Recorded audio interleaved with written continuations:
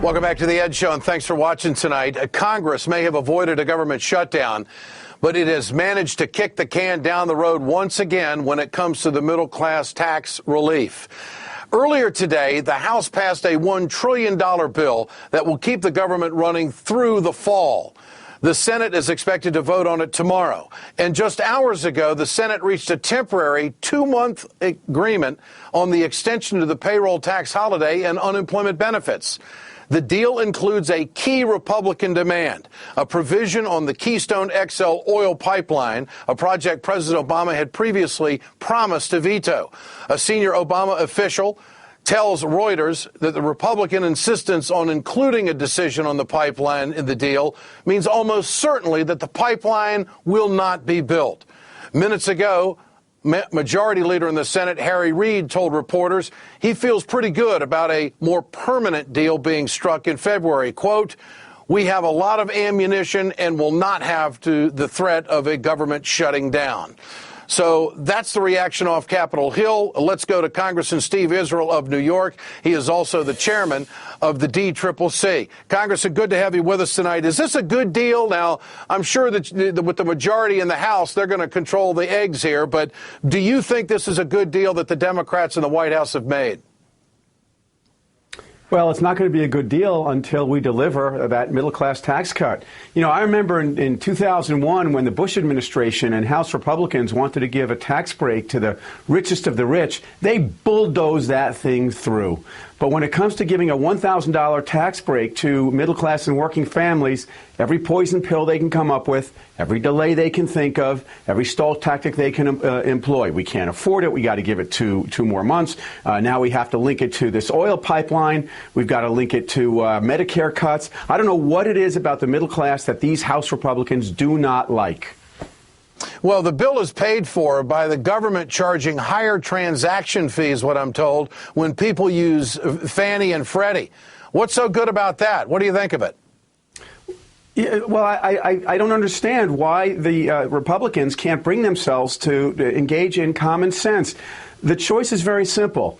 You can pay for this middle-class tax cut simply by asking 300,000 Americans who are making over $1 million to pay a tiny surcharge on every dollar over $1 million.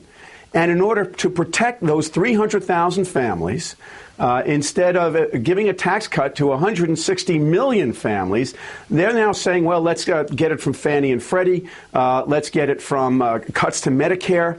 Look, I'd rather have a 2-month deal than no deal at all. But at the end of the day, these Republicans are going to have to make a decision. Who are they for? Are they willing to pass this middle-class tax cut for 160 million Americans, or are they going to stand by and protect those 300,000 people making over $1 million? Well, Congressman, I got to ask you straight up, does this have CAVE written all over it? Well, look, no, it doesn't have CAVE because CAVE would have been a complete termination of the middle-class tax cuts. What it has is we need more time to put pressure on these Republicans to pass this middle-class tax cut.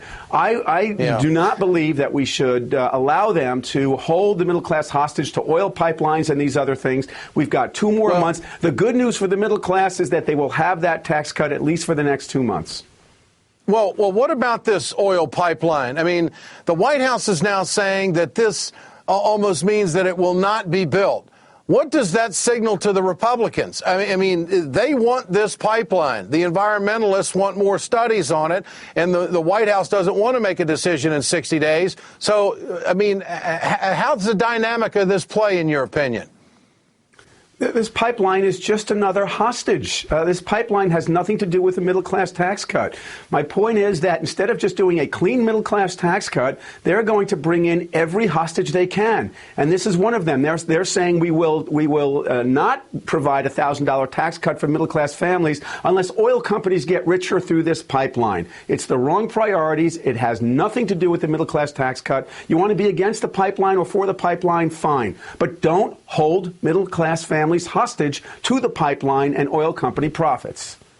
And this package is going to cost about $30 billion, and the transaction fees on Freddie and Fannie are going to pay for it. I'll tell you what, it looks like a pretty good Republican extension to me, but it keeps the story alive in 60 days. Congressman Steve Israel, good to have you with us tonight. I appreciate your time. Let's turn now